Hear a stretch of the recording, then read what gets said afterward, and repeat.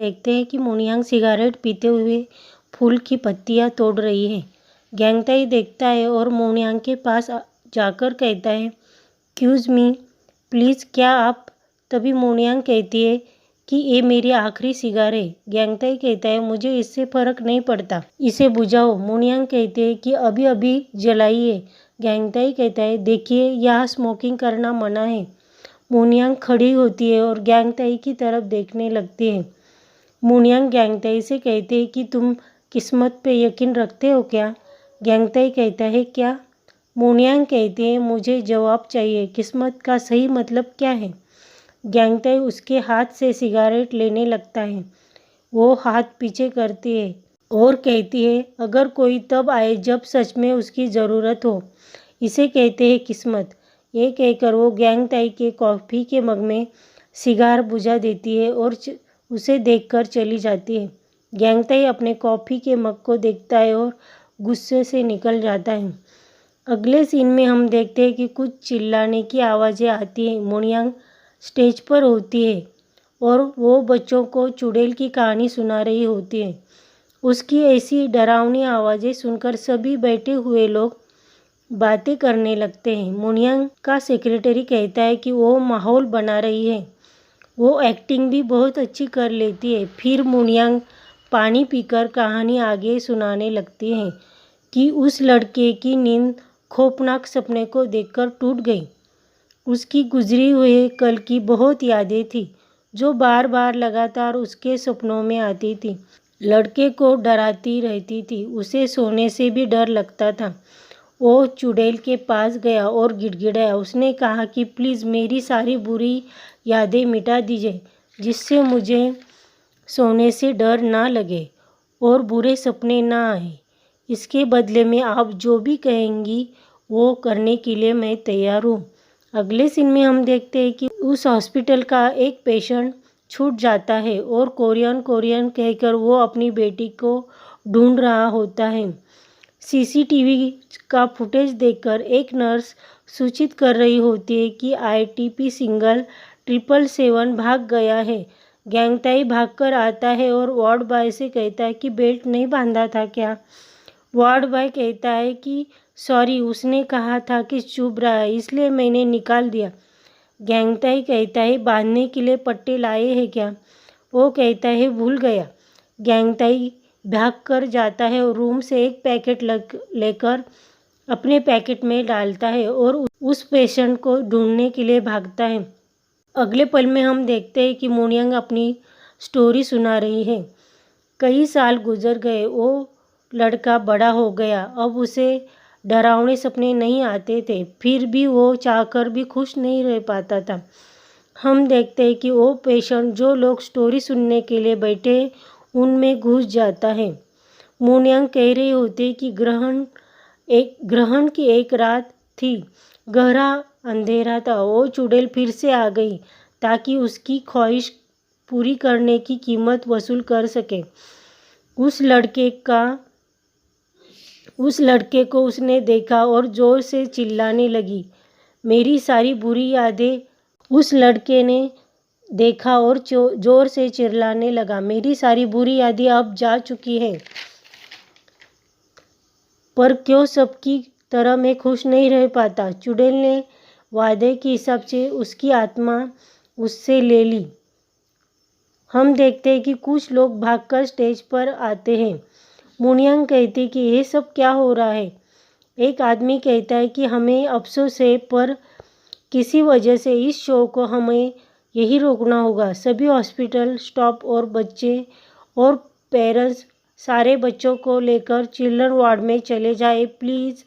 सारे लोग जाने लगते हैं। मोनियांग ये कह रही होती है कि शो ख़त्म नहीं हुआ है, कहीं मत जाओ। हम सीट पर एक बच्ची को बैठी हुई देखते हैं और वो भागा हुआ पेशेंट आकर उस लड़की को कहता है, कोरियन मेरी बेटी चलो डैडी के साथ। इधर हम देखते हैं कि मोनियांग उस आदमी के पास जाती है और कहती है कि सुनो, तुम इस तरह से शो रोकने वाले कौन होते हो? वो भी क्लाइमैक्स के ठीक पहले। वो कहता है, मुझे क्या? मोनियांग कहती है, एनी टू बी कंटिन्यू कहकर मैं भी ऐसी चली जाऊँ। वो पेशेंट बच्ची को उठाकर अंदर ले जा रहा है। उस बच्ची को नीचे उतारता है और इधर उधर देखता है कि कोई आ ना रहा हो। वो बच्ची कहती है, पापा ऐसा मत करो, मुझे डर लग रहा है। वो पेशेंट अपनी बच्ची से कहता है, ध्यान से सुनो, हम यहाँ अटक गए तो मैं पागल खाने में कैद हो जाऊँगा और तुम अनाथ आश्रम भेज दी जाओगी, फिर कभी भी पापा से नहीं मिल पाओगी, चलेगा क्या? वो बच्ची कहते हैं, मुझे जीना है पापा, मुझे मरना नहीं है। उसके पापा कहते हैं कि मैंने कहा था ना, बच्चे कभी भी अकेले जी नहीं पाते, इसलिए अलग होने से अच्छा है कि हम साथ में जान दे दें। वहाँ मुनियांग आती है और उनकी बातें सुन रही होती है। वो कहती है कि हद है, क्या बकवास कर रहे हो, मैंने काफ़ी समय के बाद इतना बुज़दिल और निकम्मा आदमी देखा है। पेशेंट कहता है, कौन हो तुम? तुम्हें भी मरना है क्या? मुनियांग कहते हैं, तुमने किसी को मारा भी है? और कहते हैं कि ज़िंदगी की मुश्किलों के साथ जी नहीं पाओगे और इतनी हिम्मत भी नहीं है कि अकेले मर सको, इसलिए तो इसे बहलाकर मारना चाहते हो। वो कहता है कि क्या? मुनियांग कहती है कि अब इतने भी बुज़दिल मत बनो, जाओ अकेली अपनी जान दे दो। वो पेशेंट चिढ़ते हुए उसके पास आता है। काली पागल लड़की। तभी मुनियांग उसको बैग से मारती है और वो गिर जाता है। उसकी बैग से चाकू भी ज़मीन पर गिर जाता है। वो चाकू देखता है और चाकू को लेने के लिए भागता है। तभी मुनियांग उसके हाथ पर अपना पैर रख देती है और वो चिल्लाता है। मुनियांग उस चाकू को दूसरी तरफ पैर से सरका देती है। वो पेशेंट उसको गालियाँ देता है और उसे नीचे गिराकर उसका गला दबाने लगता है। ये देखकर वो बच्ची भागकर बाहर जाती है। तभी गैंगताई आता है और उसे पकड़कर कहता है, तुम ठीक तो हो? वो रोने लगती है, हाथ कर कहती है कि पापा। गैंगताई जेब से फ़ोन निकालकर चित कर देता है। इधर हम देखते हैं कि वो पेशेंट मुनियांग का गला दबाते हुए कहता है कि तू है कौन हमारे मामले में टांग लड़ाने वाली? वो मेरी बच्ची है, मैं चाहूँ उसे मारूँ या कुछ भी करूँ, समझी? मुनियांग कहते ही, मार मुझे, जोर से दबा कायर साले। वो उसका गला जोर से दबा रहा होता है और कह रहा होता है कि मर जा साली, चिल्ला रहा होता है, मर जा। मुनियांग उस आदमी में अपने पिता कोतियान को देख रही होती है। तभी गैंगताई आता है और उसे जोर से खींचता है और उसे मारने लगता है। वो चिल्ला रहा होता है कि छोड़ दो मुझे, नहीं तो मैं तुम्हें भी मार डालूंगा। गैंगताई उसके दोनों हाथों को पीछे कर रस्सी से बांध देता है। उससे कहता है कि तुम शांत हो जाओ। वो पेशेंट कह रहा होता है कि मैं तुम्हें मार डालूंगा। तभी मुनियांग चाकू लेकर उसके पास आ रही होती है। वो पेशेंट उसे देखकर डरने लगता है और उसे चाकू से मारती है, पर वो चाकू गैंगताई अपने हाथ से पकड़ लेता है। उसके हाथ से खून गिरने लगता है। मुनियांग उसकी तरफ देखती रह जाती है। मुनियांग कहती है, अच्छा रहेगा कि तुम इस सब के बीच में ना पड़ो। गैंगताई कहता है, पहले तुम चाकू को छोड़ो, ये मरीज है। मुनियांग कहते कि नहीं, ये मरीज नहीं है, ये जानवर है। वो पेशेंट चिल्लाने लगता है, पूरी तरह पागल है, इसका दिमाग खराब है और भाग जाता है।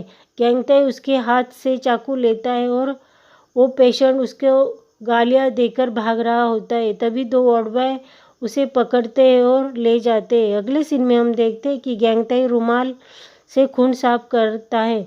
मुनियांग गैंगताई से कहते हैं कि चाकू को क्या चोट लगी है, ऐसे उसे कपड़ा बांध रहे हो?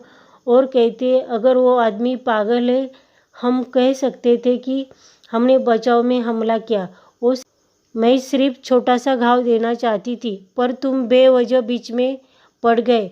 और कहते हैं, लाओ। उसके हाथ से रुमाल और चाकू लेती हो। चाकू फेंककर कहती है कि हाथ चाहिए, चाकू नहीं। रुमाल लेकर उसके हाथ पर बांधने लगती है और कहती है, मेरी स्पेशल सर्विस समझो। और कहती है कि तुम जानते हो, इस दुनिया में कुछ लोगों को मरना ज़रूरी होता है और कुछ इंटेलिजेंट किसी को पता चले बिना ही उनका काम तमाम कर देते हैं। इसलिए आम लोग रात को चैन की नींद सो पाते हैं, क्योंकि उन्हें कुछ पता नहीं होता। वो कहते हैं, तुम्हारे ख्याल से मैं कौन सी वाली हूँ? दोनों एक दूसरे को देखते रह जाते हैं। तभी गैंगताई कहता है, तुम्हें समझना आसान नहीं है, और वो हंसती है। अगले सीन में हम देखते हैं कि एक डॉक्टर गैंगताई के हाथ में टाँके लगा रहा होता है। उसे कहता है अपने आप को चोट पहुंचाना बंद करो। ग्यांगताई को आवाज़ दे रहा होता है कि मुनियांग गैंगजी। ग्यांगताई कुछ सोच रहा होता है। डॉक्टर कहते हैं कि तुम कुछ सोच रहे थे क्या?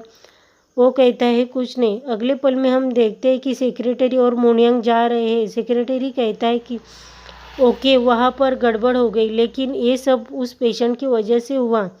वो हॉस्पिटल से भाग कर आया था और इससे हमारी और पब्लिसिटी हो गई। पर उस चाकूबाजी का क्या? उसका क्या बहाना बनाओगी? एक हॉस्पिटल के स्टाफ को चोट पहुंची है। अगर उन्होंने ये बात प्रेस को बता दी तो? वो कहते हैं पैसे खिला दो, तुम पहले भी ये करते थे। पर उसे भी कुछ ना हुआ तो क्या? वो कहती है हम उसे फंसा दे सकते हैं। उससे भी कुछ नहीं हुआ तो? वो कहते कि हम उसे फंसा देंगे, मुझ पर छोड़ दो। तभी गाड़ी आती है और सेक्रेटरी कहता है बैठो। वो कहते हैं कि तुम लोग जाओ, मुझे ज़रूरी काम है। सेक्रेटरी कहता है अब क्या काम है? और आवाज़ देता है मुनियांग मुनियांग, और खुद से कहता है कि ये वापस से कुछ पंगा ना कर दे। अगले सीन में हम देखते हैं कि हॉस्पिटल के मेन हेड ग्यांगताई को कैबिन में बुलाते हैं और कह रहे होते हैं कि वो मरीज बंधा होना चाहिए था, पर उसने इवेंट में घुसकर हलचल मचा दी। पेशेंट के घर वाले शिकायत कर रहे हैं। हमें जल्दी से किसी को ढूंढना होगा जिस पर हम इल्ज़ाम लगा सकें। ग्यांगताई कहता है आपका मतलब है कि ये इल्ज़ाम मैं अपने सर ले लूँ? हेड कहते हैं कि वो स्टाफ उस मरीज का इंचार्ज था, वो अभी नया है, इसलिए उसे निकाल नहीं सकते। मेरी जानकारी में आया कि पिछले 10 सालों में तुमने कई अलग अलग हॉस्पिटलों में काम किया है। कुल मिलाकर 15 हॉस्पिटलों में काम किया है। कहीं पर भी तुम साल भर भी नहीं टिके। हमारे यहाँ काम करते हुए तुम्हें 10 महीने हो चुके। तुम वैसे भी जल्दी छोड़ने वाले होंगे। मैं कह दूंगा कि तुमने 1 साल काम किया है और तुम्हें ज़्यादा पैसे मिल जाएंगे। अगले पल में हम देखते हैं कि गैंगजी अपना आईडी कार्ड जमा कर देता है और जा रहा होता है। अगले सीन में हम देखते हैं कि मुनियांग शावर ले रही है। उधर मुनियांग का सेक्रेटरी किसी को फ़ोन कर रहा होता है। मुझे उस लड़के का फ़ोन नंबर दो जिससे मुनियांग ने चाकू से चोट पहुंचाई थी। उधर से कोई कहता है कि क्यों? सेक्रेटरी कहता है उसका मुंह बंद करवाने के लिए उसे पैसे खिलाने हैं। और क्या? और जल्दी करो। अगले सीन में हम देखते हैं कि ग्यांगताई बस स्टॉप पर बैठा हुआ है और कुछ सोच रहा है। उसको फ़ोन आता है और वो फ़ोन कट कर देता है। तभी हम देखते हैं कि ग्यांगताई का फ्रेंड आता है और कहता है एक ऑर्डर लेकर जा रहा था, लेकिन देखा कि कोई सड़ी सी शक्ल बनाकर यहाँ बैठा है। मैं समझ गया कि तुम ही होगे, और गाड़ी से दूसरा हेलमेट निकालकर उसकी तरफ फेंकता है और कहता है आ जाओ बैठो, तुझे घर छोड़ देता हूँ। ग्यांगताई कहता है पागल। उसका फ्रेंड कहता है फिर से चोट लगवा ली क्या? अगले सीन में हम देखते हैं कि हॉस्पिटल से जूरी नाम की नर्स मुनियांग का साइन लेने के लिए आ गई होती है। अगले पल में हम देखते हैं कि सेक्रेटरी परेशान होता है, कह रहा होता है कि क्या वो जानबूझकर फ़ोन नहीं उठा रहा है? उसे चोट लगी है, वो पक्का केस करेगा। और किसी का फ़ोन आता है। सेक्रेटरी कहता है कि मिस्टर नान आप आ गई क्या? अच्छा ठीक है, उनका रूम नंबर है। ये कहता है और मिनट ज़रा रुकिए, और रूम का दरवाज़ा लगाकर बाहर चला जाता है। मुनियांग शावर लेकर आती है और कह रहे होते हैं कि ये कहाँ चला गया, और दरवाज़ा खोलती है और देखती है कि हॉस्पिटल की नर्स उससे साइन लेने के लिए आई होती है। इधर हम देखते हैं कि ग्यांगताई और उसका फ्रेंड जा रहा है। रास्ते में गाड़ी बंद पड़ जाती है। फिर ग्यांगताई नीचे उतारकर गाड़ी को पीछे से धक्का दे रहा होता है। उसका फ्रेंड कहता है गैंगजी सच में मैं ठीक हूँ, सैंगजी तुम्हारा इंतज़ार कर रहा होगा, तुम टैक्सी लेकर घर चले जाओ, मुझे बिल्कुल भी बुरा नहीं लगेगा। मैं समझ सकता हूँ, असली दोस्त वही है जो दोस्त की तकलीफ समझे। ग्यांगताई कहता है चुपचाप धक्का लगाते रहो। वो कहता है ठीक है।